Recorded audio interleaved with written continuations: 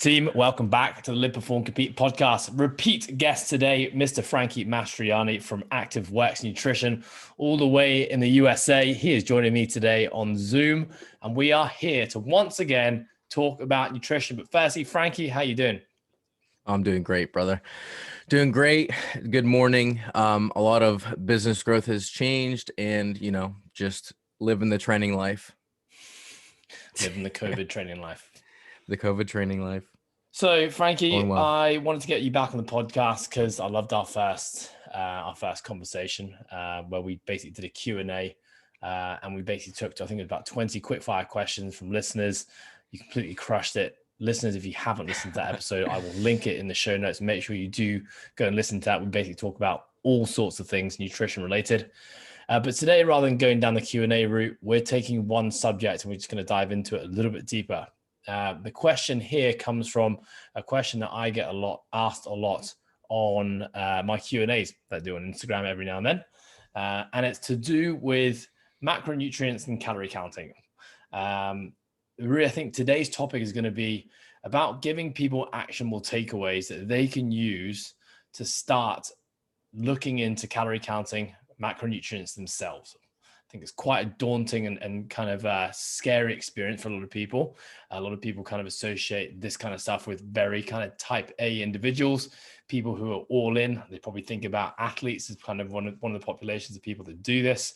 And probably it's kind of like an overwhelming thing to do. So what we're going to do today is we're going to dive into this topic and give some people an insight into what you do with your clients, but also an insight into what they can do to kind of get started on their own calorie counting macronutrient journey. Sound good? Perfect. Let's do it. Okay. So I think to start, let's start by defining what are calories and what are macronutrients.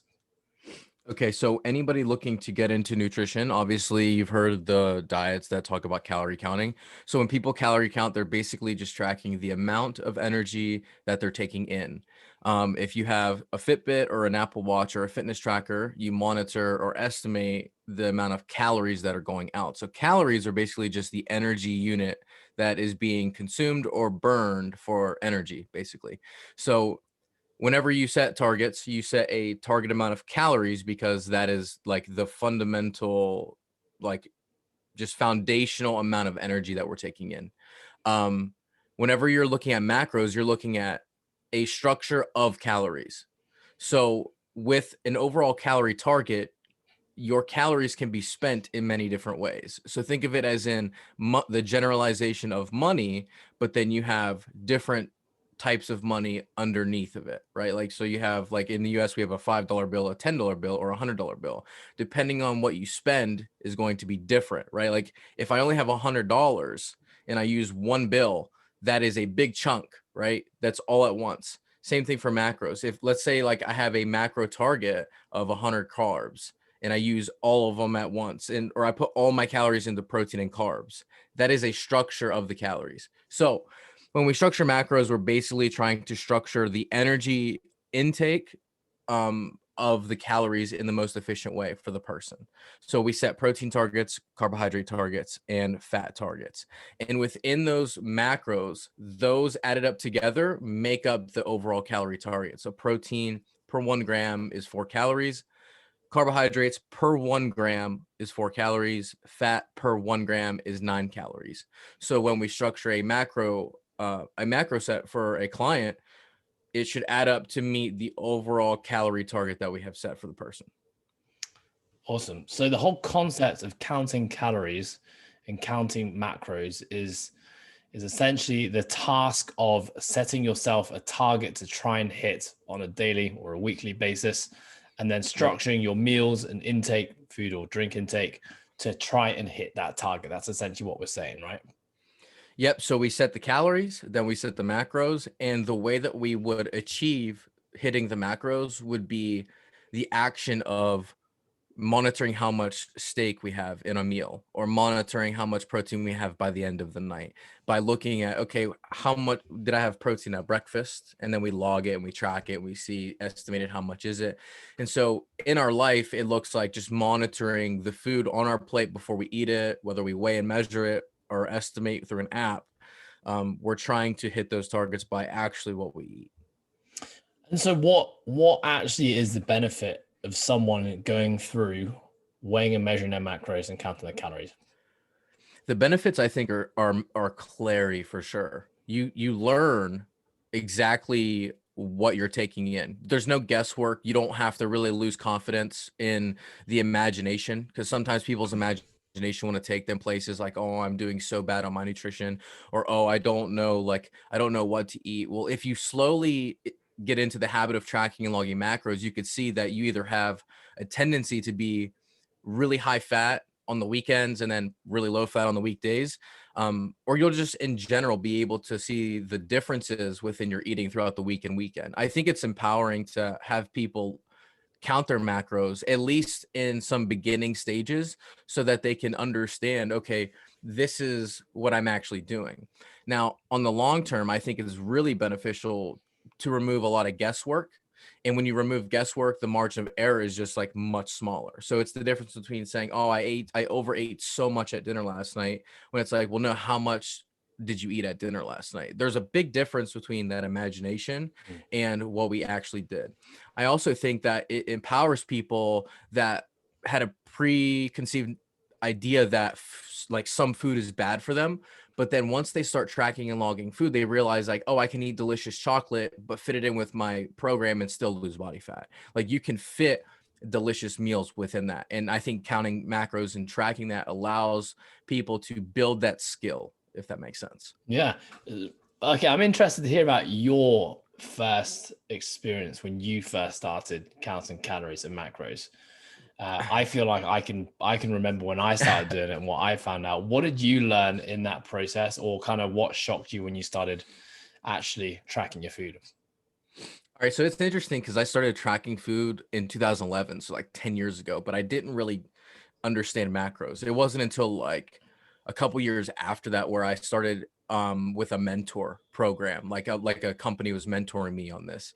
And I was looking at my carb intake of like 345. They gave me 300 carbs.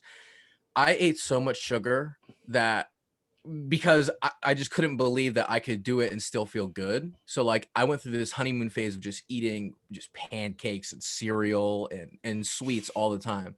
So that was my initial experience. But as I've grown older, I've been doing it longer. I just realized like those are treats. Those are like things to fit in. Now, that was my experience. It was fun. My energy going out at the time was a lot though, so I could handle that massive amount of sugar intake because I was constantly moving. Yeah. Wait, when you started tracking, did you were you did you learn that you were at, or did you realize that you were actually eating a lot less than you thought you were, or you eating a lot more than you thought you were? I was eating a lot less. Like when Mm. yeah, my initial targets, I remember my first set was like 345 grams of carbs. I was like, there's no way. There's no way I can eat that much. And I did, and I felt great. I was actually losing body fat on that, and I couldn't believe it. And so then I just started to pursue it even more, of like learning about how to structure those targets better for myself and how to just fit that into a lifestyle. And really it's really not that stressful. There's different phases where it becomes a little bit more demanding, where you have to be meticulous with tracking, whether I'm like in season or leading into a competition. But for the most part, whenever I got into it, I was under eating, and I just was so excited to eat a ton of food at first. Yeah, I think we often see like the athletic populations of people, not necessarily just athletes, but people who are very dedicated to health and fitness. When they start tracking, they realize Mhm. just how much they're under eating usually. And then Oh yeah. conversely, the population of people who are perhaps getting into health and fitness, becoming more health and fitness conscious, trying to lose weight, realize when they track, they're actually massively over consuming. It's a bit of a generalization. Would you say so? Oh, absolutely. And you and I went pretty deep into that idea in the last podcast too, about like our perception of how many calories we need is usually off. And that's why whenever we do take note of it and we start tracking, at least estimating our macros, which we'll get into on how to like set your own macros and at least take a step in that right direction, of people usually underestimate how much food their body can handle, whether that's out of fear, whether that's just they're not used to paying attention to that aspect of their life. I think people could benefit from just that awareness, just logging and seeing, okay, how much am I actually eating? And then maybe getting a second opinion from a coach or something like that. Nice. Okay. Who would benefit from tracking? What type of client do you typically see coming to you, working with you? And, generally speaking, if we're trying to kind of categorize people, what kind of people would really benefit from tracking? I would say, unless you have a like clinically diagnosed eating disorder to where you shouldn't really be obsessive about the habit, or you have some other really aggressive hormonal issues going on, mostly everybody could benefit from tracking. It's just a matter of, do they want to take the time to do it, right? Athletes definitely benefit. All of my fat loss clients track and log their food. We go through phases where we track and log our food, but it's not necessarily framed mentally in a stressful way. It's mostly just framed in a, hey, like, we have to create a food journal. We have to look at what we're eating. You can still eat delicious foods, but we have to monitor the amount. And if we monitor the amount more consistently, we're probably going to see results. So I think a lot of people, like I said, will be empowered by the habit or just by that action. And I don't know many people who don't want to be empowered whenever it comes to their eating. So I would say most people. Yeah, I remember when I first started tracking, and my brother, he started tracking way before me, hired a nutrition coach, and I think he was doing it for about a year. And just the act of seeing him pull out his weighing scales for every meal. And Ant is very obsessive, compulsive with everything he does, Yeah. especially with regards to health, fitness, and training. So I saw that and I just thought, there's no way I'm ever taking my nutrition to that level. And Yeah. I just thought it was just, too overwhelming. I wasn't ready to make that commitment to my nutrition. And then the thing that attracted me was like, just how much he changed in terms of his performance, sleep metrics, the way he felt, his energy. And I just felt like I just had to experiment with it. And, going through the process of experimentation, obviously apps like MyFitnessPal and stuff make things a lot easier these days. I can't imagine what it would be like, 11 years ago when you started. Oh, But, really wasn't that overwhelming at all. And I think it's a week or so of a new habit and just getting used to it. And then, I've kind of never looked back, and that was, probably 6-7 years ago. So yeah. I think you kind of just alluded to this, Frankie, but who therefore wouldn't really benefit from tracking? Yeah, like I said, I think it's beneficial to most people, unless you have a history that is very negative with tracking and logging. Like, let's say a bikini show competitor or a bodybuilding competitor that really just dug it in with a coach that wasn't really good for them, which happens quite a bit, by the way. Yes. Or somebody that is has clinical diagnosis of like an eating disorder, or just isn't really in the right frame. Like you said, at first you saw it looked daunting to take out the scale. I wouldn't say somebody in that position, because obviously you did it and you felt better for it and you appreciated the lessons learned from it. But I think that people who have hormonal issues that are clinically diagnosed and they need to put their focus elsewhere, I would say wouldn't probably benefit them as much as the work that they have on hand already. Okay, great. Now let's talk about where one would start when it comes to tracking. So counting calories, macronutrients. Yep. Where does one start? Perhaps you could take us through kind of your process, Frankie, and the clients that you work with as a nutritionist. Okay. So my process starts out with a conversation. I always have a conversation first with anybody. And I think it's important because we're people. We're not like robots. We're not like you can't write templates for people because people are changing. We have emotions. We have wild thoughts that are unpredictable. So I have a conversation with the person. The next thing we have to do, and everybody should do listening to this, would be to set very clear goals and be brutally honest about what you want the most. I'm not kidding. Like, you have to look at what you want. Do I want to go to the games? And if you want to go to the CrossFit games, you have to accept all of the things underneath of that goal that you're going to have to do, which is relentless discipline on mobility, nutrition, sleep, all that. So in regards to nutrition, understand that you're going to need some discipline there. So set that goal, whatever it is, and be brutally honest about it. The next thing we have to do is have a discussion and write out nutritional history, because the things that we've done in the past in our life 100% have an impact on our health and metabolism today. So it's not necessarily, it's not the best idea to proceed without looking at what you've done in the past with diets, because you could have done some serious damage to your metabolism in the past with dieting or some sort of calorie tracking or restriction long term. And we have to figure that out. So being transparent with your history is a really good move. So I always have a discussion about nutritional history. After that is I have to have a conversation about their work schedule, their occupation. What are they doing for work? What type of move are they moving all day? Are they sedentary? Are they just sitting around the house? Especially with COVID right now, a lot of people's jobs that were active are actually sedentary now. So that has serious changes in regards to energy output that we have to take into consideration. Another thing we have to figure out is, what are we doing right now in relation to food? And we have to really get clear about that, because and not sugarcoat it. We have to say, okay, about what are we doing? So this is where I usually have people go through a food journal for 7 days. I do 7 days because it's a full weekend and just every weekday. So I can see changes. In the past, I've done like 3 to 4 days, but I like to have that full 1 week view. Number one, if a client does it, I mean, it shows me that they're really committed to the process, which you're all about the process for sure. And that small behavior of buying in with 1 week of work creates so much clarity and trust between coach and client. I can't even explain it. So that 1 week shows us about what are they eating on a day-to-day basis. And then from there, we set targets. Now, this is where I get a little bit more detailed with looking at all the information. So I literally have a notepad in front of me where after a week before I hop on a call with a client, I look at their entire nutrition for the week, no matter how bad it is, no matter how good it is. I write down every single day, protein, carb, fat, calories, and I create averages over those 7 days. So this tells me, okay, even though they might be 1,800 calories this day and 500 calories this day, what's the average? Like what's the average of the week? Okay. And I have the context there because I have all the days laid out.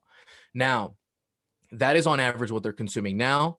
And then I have to take into consideration their BMR. So let's say I calculate my BMR at, I'm 5'5", I'm a male, I'm 27.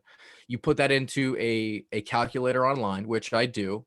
And keep in mind, these are estimations and not absolute numbers. So I understand that. My BMR will say, let's say my BMR is 2,000 calories. Just quickly define BMR for us, Frankie. So BMR is a basal metabolic rate. So this number that we're calculating is basically the amount of calories that your body will need at your current height, weight profile, and age at rest. So being a complete couch potato, this is the amount of calories I would need to maintain those functions. Okay. And that's estimated. So it's going to be different for everybody. So we get that number, right? We have that basal metabolic rate number at rest calories. And now we have to take into consideration exercise somehow. The way that I do this is using the Harris-Benedict equation, which is just an equation that estimates exercise based off of frequency and intensity per week, if that makes sense. Yeah. So I would choose a multiplier that contains the amount of days that I train, which is about 3 to 6 days per week, right? And I would multiply that times my BMR, and that gives me a subset of calorie numbers, okay? That calorie target is usually way above what people are consuming in their day-to-day life. So the question is, okay, if my average nutrition in my week is 1,500 calories, but this equation is giving me a number that's 2,800 calories, what is the initial step that I can do for this client to get them on the right path towards that number? Because if you're over 1,500 calories below this estimated number, you have to cross-reference that with the lifestyle of the person and how they're feeling right now and their goal. Does that make sense? Absolutely. So what we have to do is say, okay, well, if Frank is under consuming by this margin, well, how does he feel? So then I usually go back to the survey form in our conversation and say, okay, well, his hunger was really low. Recovery in the gym was poor. He's sleeping 5 to 6 hours a night, and it's usually restless. So now we have some biofeedback markers to solidify the fact that Frank is under eating by a very large degree. So now we have that conversation. We set some targets. I usually start with a 10 to 20% increase on their current average amount of calories. So that average that we took, I now feel comfortable having more information about him under eating that I feel comfortable with increasing his current targets or his current average targets. Okay. So I know Frank can eat, let's say 1,500 calories throughout his week on average. Let's increase that by 20%, right? Which would be like 300 calories, I think. So now instead of aiming for 1,500, we pick out a low hanging fruit, build confidence, and improve physiology within the first 3 weeks by giving him something to aim for based off of something we already know that he could do. So within those calories, I set the macros, and that's usually how I get people set up. Awesome. Okay, let's talk about that 20%. And I know it's not a flat 20%. You know, we always talk about this and how individualized nutrition is, but for argument's sake, why are we saying 20% and not just going straight to the target we want to get to? Number one is obviously the manageable side of things, the psychological effect that, you know, we're trying to increase calories. Let's not overwhelm the client. But physiologically, what else is happening? And why is it intelligent and smart to go the smaller jump to start versus a big change? Good. That's a really good question. So if I were to take somebody at 1,500, but my estimations say they need 2,700, if I took them there, they might be able to do it for a few days and they might be able to feel really good, which can happen, but they're going to start pouring on body fat. Their body's not equipped and used to handling that insane amount of calories on average. So when we look at averages, we're looking at, okay, throughout the week, how can we slowly introduce calories back into the system with their current work schedule, their current exercise schedule, and train that body how to handle the food that we're trying to reintroduce. And so, although it sucks, it's more of an investment long-term to teach the body, hey, like we have a consistent amount of calories coming in. If you do it step by step, right, those little steps, you're going to eventually build on that foundation and the body's going to be able to respond. You're going to be able to listen to your signals, and that's really powerful. So we're not really trying to, sorry, Ed, but we're not really trying to dump calories in. We're trying to retrain that metabolism to handle it efficiently. Nice. I guess my question was going to be exactly that, on that retraining, which is, you know, essentially what is actually happening on a physiological level when, you know, we're starting to increase calories, and let's say maybe even just like, you know, increasing a certain macronutrient, like for example, all those calories are coming from an increase in carbohydrates. You know, why is the body not able to just efficiently and effectively take all those new carbohydrates and, you know, use them as energy? Why is there a fat storing process that happens when we put too much in too quickly? Yeah, so when you put too much in too quickly, the body, it's going to use it very well at first, but that trade-off is going to be quick, probably within the week, probably within 1 to 2 weeks. And you see this with people who are metabolically like down-regulated from cutting for bodybuilding shows. But what happens is, like, after they say, you got to stay on the diet, you have to stay on the diet, or else if you go and you start eating back up to 2,500 calories, you will blow up. And it happens. People actually gain fat so rapidly, but it's because there is a massive emotional component to it as well. And if your hormones are downregulated from under eating and you need to eat, when you start eating more food, your hunger will increase. And when your hunger increases, so do your cravings and your temptations. And that can lead to just excess eating. And if you continue to eat in that excess, you're going to store it as body fat, right? And so that's why I like to start off with a 20% increase, a 10% increase, build confidence, and actually teach people, because more people, you would be surprised at how many people actually are not in tune with that hunger signal. So physiologically, as you slowly introduce food, they're like, man, I'm getting hungrier and this is weird. And that comment and that phrase, when people say that to me, is like, okay, that's good. So now you know what it feels like to eat more, and we can slowly continue to add in because you're aware that you're getting hungrier. Does that make sense? Yeah, absolutely. So literally your hormones as you introduce food. So we have this funny situation where people are under eating because they're not hungry, and then you feed them and they have to go through this process of getting hungrier through eating when they're not hungry, if that makes sense. And once they start to feel it, it's abnormal and it takes time getting used to. Yeah. Okay. Something I want to dig in there that you mentioned was nutrition history. It's a part of your assessment process.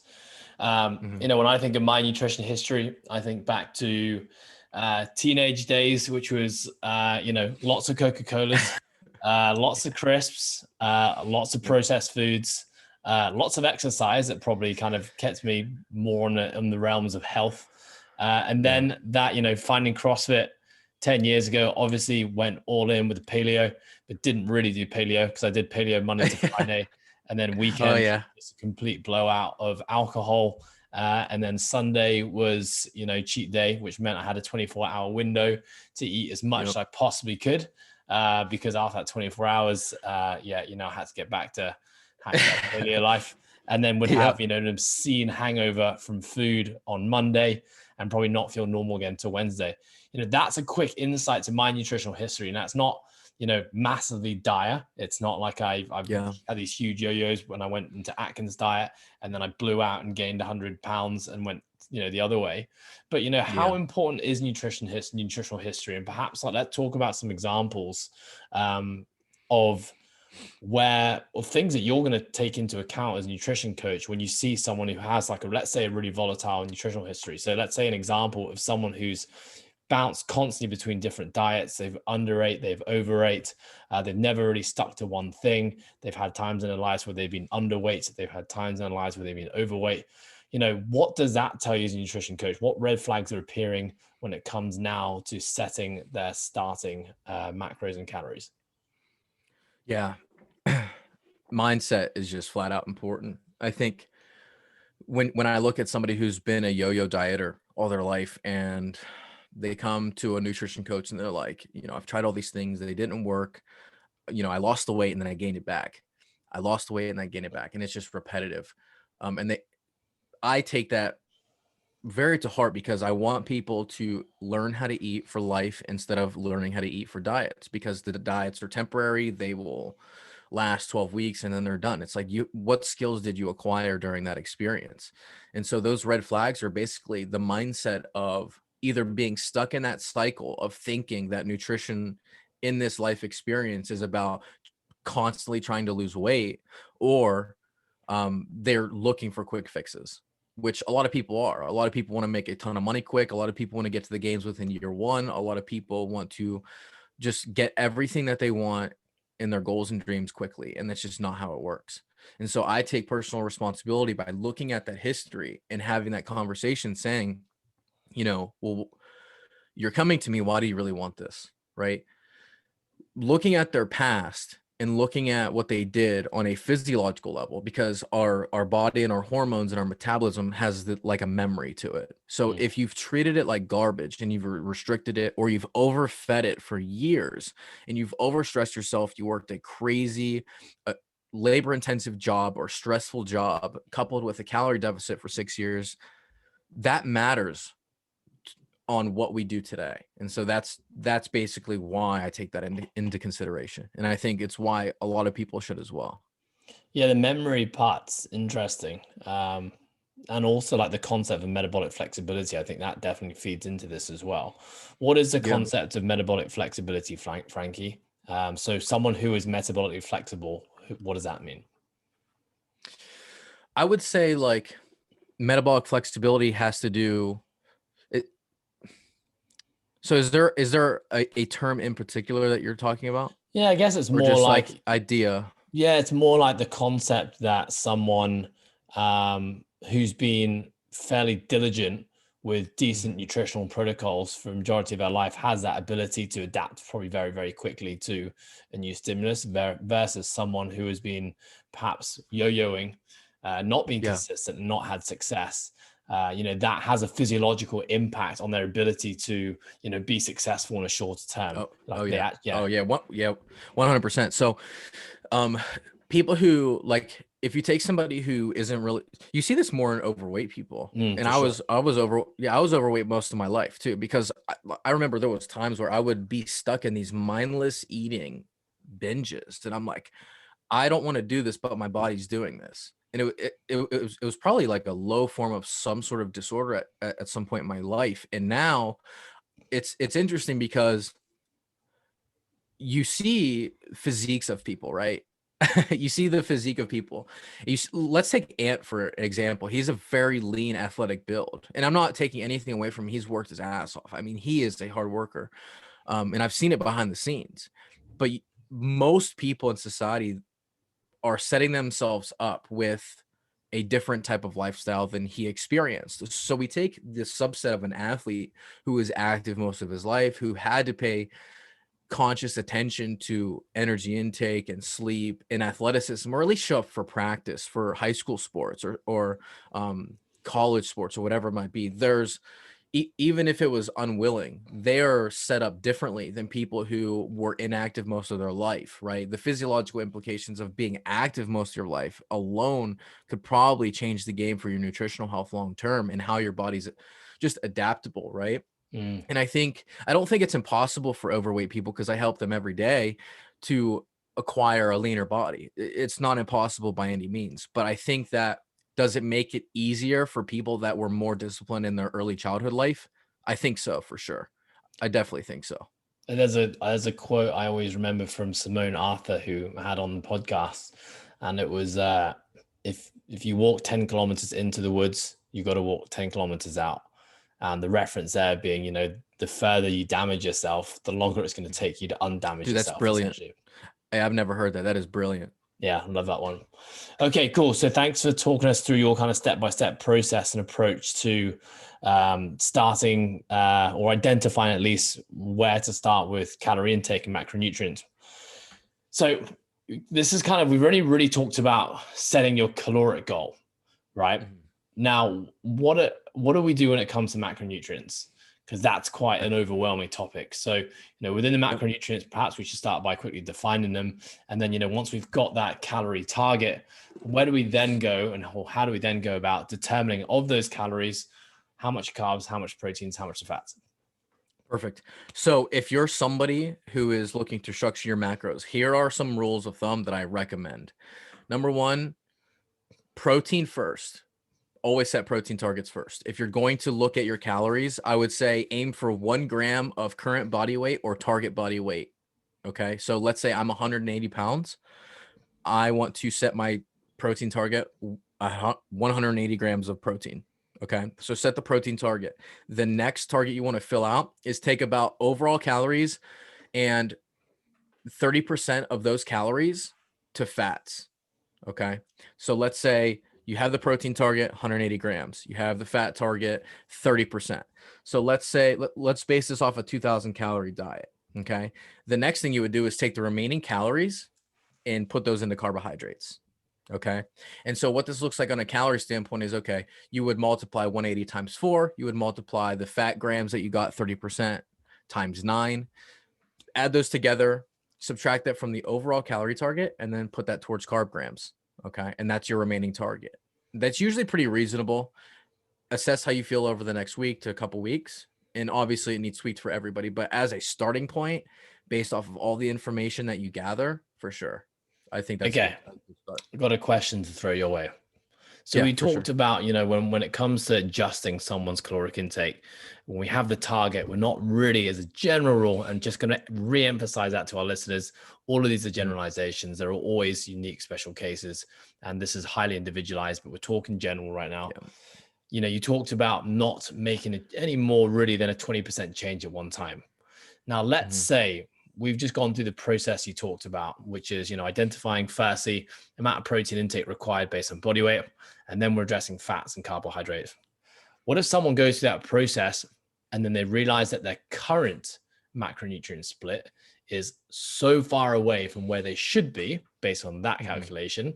Is there a disadvantage, or is there something to be wary of? Like, can someone go from eating 10 grams of protein to then suddenly jumping up to 180 grams of protein if it's still within their caloric target? In theory, yeah. But like I said, I like to help people build confidence, which is why I do things slow. So building that confidence helps people keep their mood up. It keeps them more engaged with themselves and their habits. And we as people, I think, love progress. It's not even that we like the big shiny object. It's that we like progress in pursuit of the big shiny object. So as somebody who's seen this exact case, even this week, I saw it 3 times, protein intake of 50 grams, got to get them up to 120. Okay, well, what do we do? Well, let's look at what they're eating, recommend a little bit more of the lean protein options that they're eating, and baby step our way up. So if they're consistently having 50, but we need to get them to 120, let's start at 80 to 100, right? And just adjust the calories. Even then, it's like, okay, well, let's put the idea of the calories to the side a little bit and focus on protein for the week, right? And then you could prove to yourself that you can have more protein in your daily eating, and that's pretty awesome. So let's take that win, roll it over into the next week, and go from 100 to 120 and see what we can do there, right? So little baby steps like that, I think, help people build confidence. Yeah, I like it. I mean, the way that you're kind of laying this out is, you set your target, you have your goal, and then, the process to get there, like, shouldn't be rushed. And then we talk about it in No, training as well. Like, there's no need to absolutely go all in. And as well, if we can currently squat 100 kilograms, we want to squat 150. We can't just put 150 kilograms in a bar and it happens, right? There's a gradual exactly. process that our body has to, adapt and acclimatize to the increased load. And that's how we eventually get stronger over time. Absolutely. My next question there, I've got 2 questions. My first question is on a physiological level, aside from, I hear what you're saying with regards to setting people up for success, making micro changes and seeing people be successful before you make a change.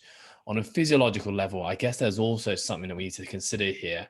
If someone has, let's say, very low carbohydrate intake and they're actively exercising, and so maybe their protein intake and fat intake is really high instead.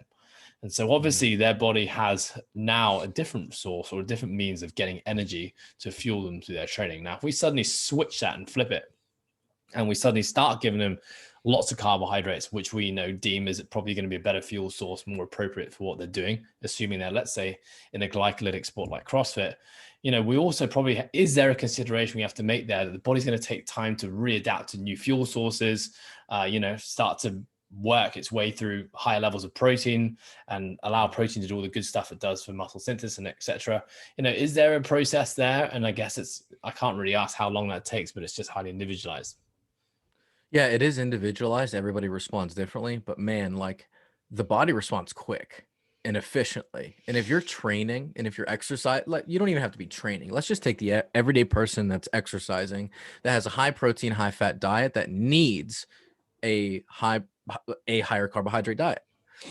I mean, I've never seen any issues there. If anything, I've seen a lot of digestive improvements because fats tend to slow digestion. You're removing the excess amount that you're having and just reallocating that energy to carbs. People usually operate fine. They're like, my energy's good, because they're still exercising. Their exercise hasn't changed. They're still efficient. They're just giving it finally what it needs. So it's like a breath of fresh air almost. For example, I'll give you one really quick example. I had a client who was training CrossFit. He wanted to compete. So this is a competitor. Keep that in mind. 180 grams of fat per day. And I'm like, brother, we got to bring that down. So we brought it down big time. We cut out the 1 pint of Ben and Jerry's at night, put most of that towards carbohydrates. And he was like, I feel so much better. He doesn't feel heavy. He felt like he could move, he could breathe. He wasn't crashing all day. So in real life, I've seen really good things happen quickly on a physiological level. Yeah. I think it's worth us saying that you've probably also seen people not adapt well to high carbohydrates. I mean, I've seen people move to like almost like a full carnivore diet, and be extremely successful, even Absolutely. in sports like, even in sports like CrossFit. It's just so case dependent, which I think is my next question now is, this process of making adjustments, right? So we have the target, we've identified where we currently are and where we want to get to.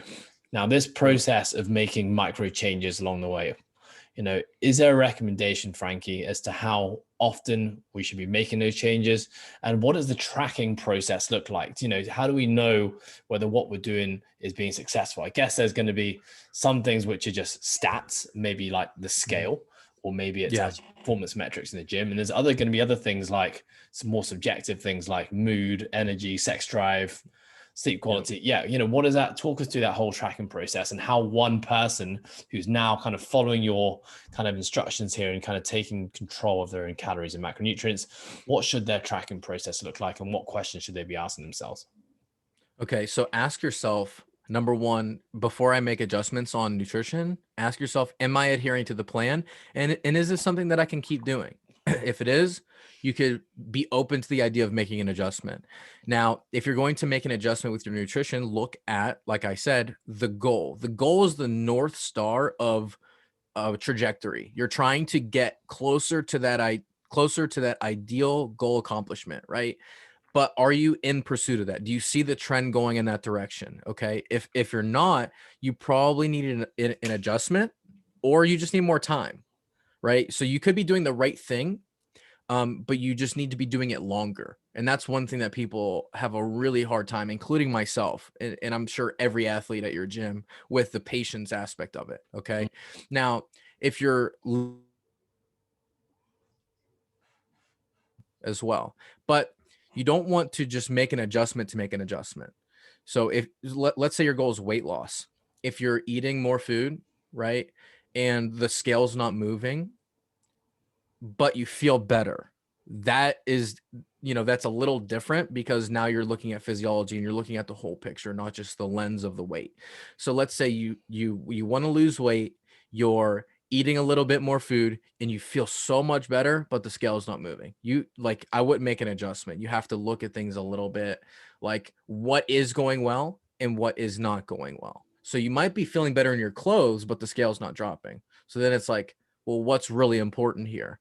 And for the most part, if you ask anybody, it's like, okay, feeling better in my clothes, feeling better energy. So I would look at that goal and use the metrics to define success at that goal as your guiding light for making changes. And then ask yourself, okay, am I being adherent to the plan? Am I actually able to hit these macros? Or like, what's actually happening? Am I getting really hungry at night? Okay, I might need a little bit more food. So it's such a tough question to answer, because there are a lot of things to take into consideration, but I'm trying to paint this picture of possibilities here, right? Because I could lay out avatars in how I would make adjustments, but for the most part, I would look at, okay, are we in trajectory to achieve that goal, right? Yeah. And I know, I mean, I can also totally understand, I've been in this position as well, how not to just use something like the scales or body fat to be um, your guiding principle as to whether or not you're being successful. Right. It's Oh hard yeah. because that's your tangible feedback. It tells you right there, you get it, in a second, you get a response as to whether you're moving one way or the other. So, Yeah. okay, let's talk about that subjective side of things then. The tracking Okay. of like mood and energy. What is, perhaps a bit of a checklist that people can kind of run through on things outside of tangibles like weight and body fat and what you look like in the mirror? What are some of those other things Perfect. that you're going to kind of ask your clients to make sure they're kind of keeping an eye on? Perfect. Consistent hunger signals, which is more of a stomach sensation, like a pain, almost like a little pain in the middle of your stomach. Consistent hunger signals, quality sleep. So not necessarily waking up multiple hours of the night, waking up a little bit refreshed. A little bit of an afternoon crash is pretty normal, but for the most part, if you're dying in the middle of the day, pay attention to that. Okay. Digestive issues, are those in check? That might be more so food quality related, but again, keep an eye on it. Sex drive. I mean, do you even get horny? Like, that's a big deal. People don't want to talk about it because it's kind of taboo, but I mean, you have to be horny. Um, Happiness, happy, horny, hungry. Those are the 3 H's, right? So are you happy? Are you in a good mood for the most part? Are you horny? And are you hungry? So those 3 things I would take a look at above all else, for sure. On a physiological level, ladies, are you consistent in your cycle? That's also a big one. Super important. Yeah. Okay, awesome. I'm liking this. I've got 2 more questions to go now, Frankie. Next All right. question. What are some of the issues that people face when they start their tracking journey? Accuracy with journal entries. Understand that MyFitnessPal or whatever app that you have is going to have a large margin of error whenever it comes to tracking. You're not trying to be perfect.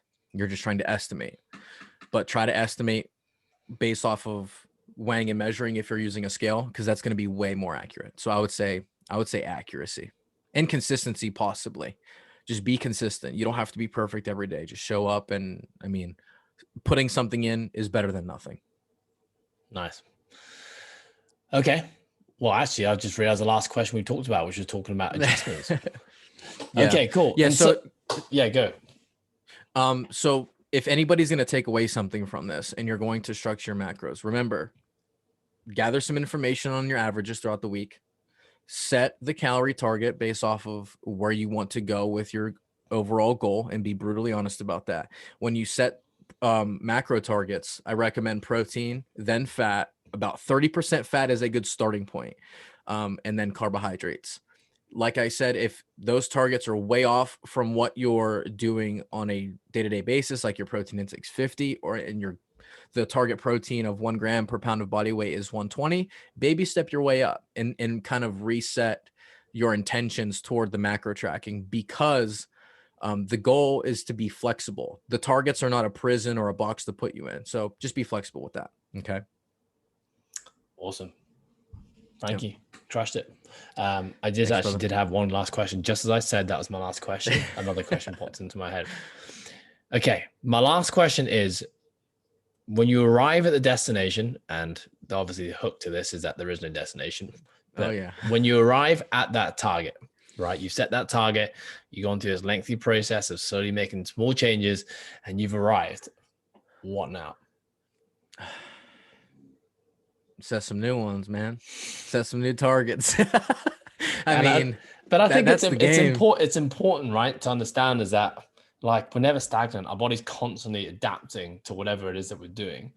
And so, if you keep your calories the same, you keep on training really, really hard, for example, like, there's going to be a time that they're going to have to adjust and adapt again. And so I guess I just wanted to put that out there to say, like, when you've reached your target, it doesn't end. And in fact, it just keeps on rolling and evolving. Have you got anything to add to that, Frankie? Oh, absolutely. I mean, when you get there, celebrate, pop bottles of champagne, celebrate with your coach, your friends, your family, but then you got to get back onto it.